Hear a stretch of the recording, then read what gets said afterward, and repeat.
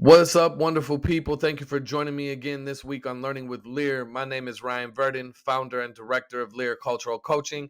As always, if you want to know more about me, more about Lear, check out our website. It's down there in the description. You can actually contact us, send any questions, comments, concerns. You can also ask about the services that Lear offers. We love that too. So yeah, holla at us. Don't hesitate.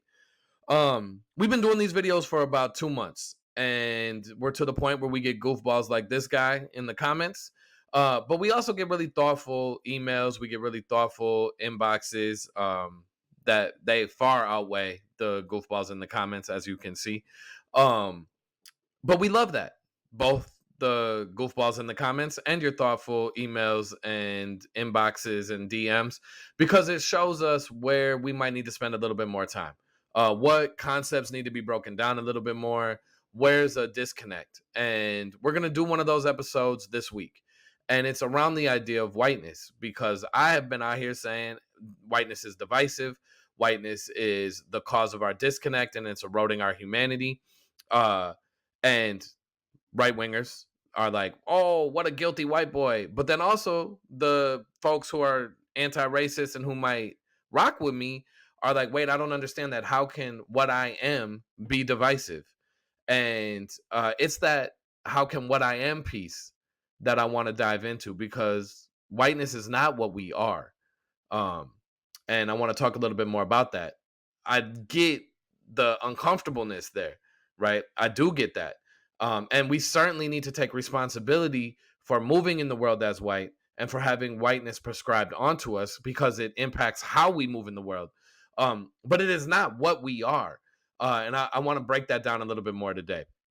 Right. So plus I'm a history teacher. So this just makes my heart happy to be able to do this. I want to take us to your 7th grade U.S. history class. Apologies if that's traumatic for anybody out there. And I want to take us to Jamestown, Virginia, and Bacon's Rebellion. Now, you probably heard about Bacon's Rebellion because it demonstrates the independent spirit of the American colonists. That is how most of the state standards frame Bacon's Rebellion, as if that's the most important thing to take from it. Here's a spoiler alert. It's not the most important thing to take from it. It's not even close to the most important thing to take from Bacon's Rebellion. The most important thing to take from it is the creation of race that happens after. See, so this group of people busted the English's ass for a whole year, and William Berkeley, the governor of Virginia, is asking England to come in and help them. And England, reluctantly does, and asks Berkeley and the aristocracy in Virginia to be like, yo, how is this not going to happen again? And the historical record is clear. They said, don't worry, we're going to divide and conquer this group of people. How they did that was the creation of race. More specifically, the creation of a group of people called white. Before that time, there was not a group of people who identified as white, who were labeled white, who saw their common interests as white people together. This is a uniquely American invention and grouping together, right? And so right away, I want to point out that the creation of this thing called whiteness is meant to divide us from other human beings. And not only divide us from other human beings, it's meant to encourage us, it actually requires us to accept the dehumanization of African people and indigenous people. So it doesn't even say you are better, you are the best human beings and everybody else is still human. It actually says you're the best human beings and these people are less than human, right? That is can you imagine that? I mean, obviously you can, that's what happened, right? But we don't talk about that. We don't tell the truth about the creation of race. And so what ends up filling that gap is this belief that this is what we are, that we had a natural we like clicked up naturally in these things called race, and that's just not true. Human beings build community with other human beings that are in similar material circumstances and geography as them, right? We know this is true because of the actual fairly common practice of what we would now call interracial relationships, right? As a matter of fact, The legislation where white is first used is anti-miscegenation laws. That's a term that prohibits folks who are considered white from marrying people and building families with folks that are not considered white, right? Commonly they're called interracial marriage. That's a bit of a misnomer, as Jackie Badalora points out every time I've seen her talk. Is they didn't care if African and indigenous people got married, for example, or if African and Asian folks got married. What anti-miscegenation laws were concerned with were white folks marrying those people, right? Because whiteness needed to be protected. Why did it need to be protected? Because it's a fake and fraudulent thing. Because they needed our investment in it. It needed to be worthy of something, right? It needed to be valued, and how you could value that is through this process, right? Making it elite, making it feel like it's this thing out there that you need. But then also by creating white supremacy, by creating systems, policies, and practices that are only available and are explicitly meant to uplift those folks considered white. And so again, we are being encouraged to accept this thing that is not true, whiteness, to accept it as who we are, and then accept the ways that it will artificially lift us up. But all of that comes at a price, my people. All of that came at a price. It is impossible to accept the violence of whiteness. And I want to be clear about what that means. I'm talking about the genocide of the indigenous people of Turtle Island, and I'm talking about the enslavement of Africans, followed by the literal dehumanizing legislation of their humanity. The Three-Fifths Compromise said that enslaved Africans were only 3/5 of a human being. That is a violence. That is a fundamental poison. That's an affront to humanity.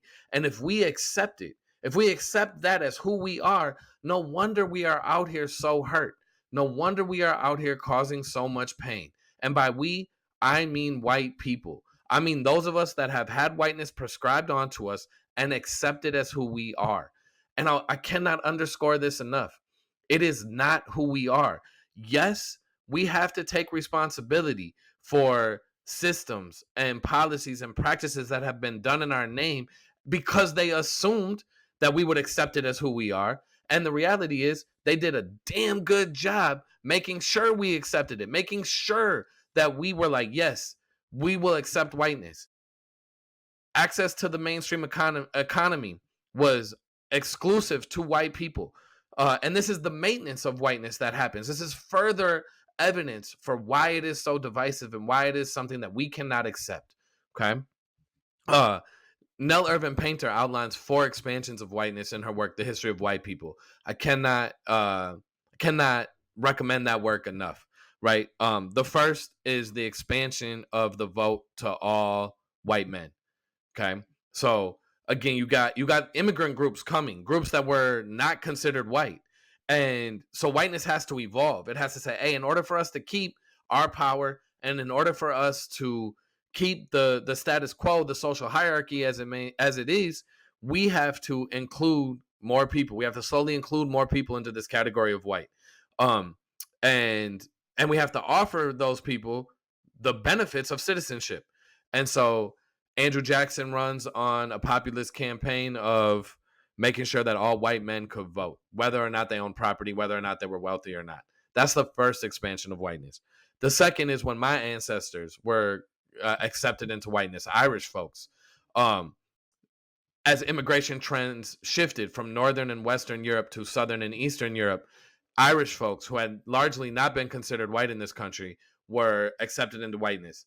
This came in large part because we were willing and able to enforce the Fugitive Slave Act.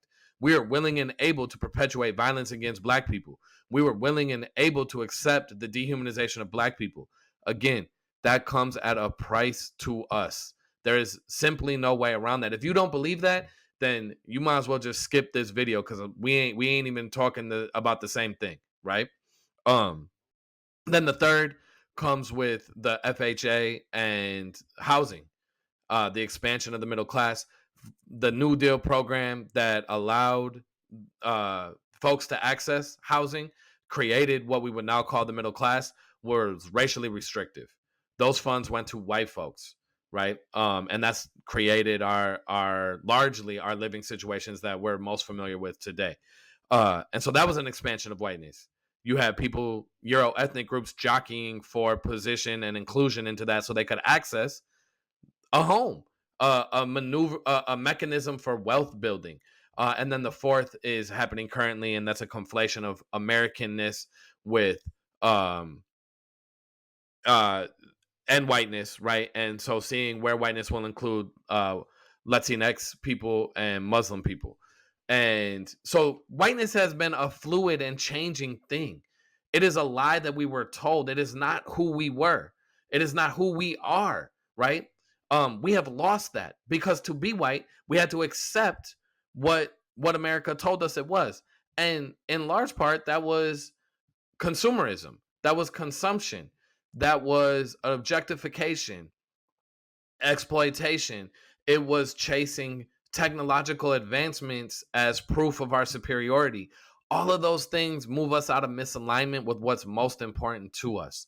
What's most important to us is being in community, is being connected, is being able to laugh and spend time with our families, is being healthy. It is not a coincidence that white men are killing themselves at record numbers. It is not a coincidence that our national happiness has plunged. Um, all of this is directly connected to whiteness, and so that's where whiteness comes from. It comes from a need and a desire for elite landowning Englishmen to separate a group of people who had common material interests that happened to have different levels of melanin in their skin, right? And then it expanded as a form of bribery to Euro ethnic groups to assimilate into whiteness, for access to the mainstream economy and American way of life at the expense of, again, people of color, particularly black people. Uh, and so there is no way to accept that. When I say whiteness is costing us, that is what I'm talking about. We have lost even what were we asked to give up? Why weren't Irish people considered white? Why weren't Italians considered white? Why weren't Slavic people considered white? Why weren't Hungarians considered white? And what did they give up to become white? And I say this, and I think people will look at it and be like, "Oh yeah, they gave up languages, or they gave up this, or they gave up that." But I really want us to dig into that. What does that mean? What did that do to us? That is what I mean when I talk about what whiteness is, right? It is a process of becoming disconnected from community, from the larger human family. And it is something that we have to understand as a process, not as a biological fact. It is not connected, it's not solely connected, I should say, to the level of melanin in our skin, right? It is not that. It is much, much deeper. And when we get deeper with our understanding, that is when we understand the price that we paid for inclusion in its club. And that price is far too steep, I'm arguing. So yeah, that's this week. If you have questions, if you have comments, feel free to email, feel free to jump in the comment section here. As always, I appreciate y'all. Follow on IG, Ryanvirdenofficial. Subscribe to the channel, share it with your people. Peace and love.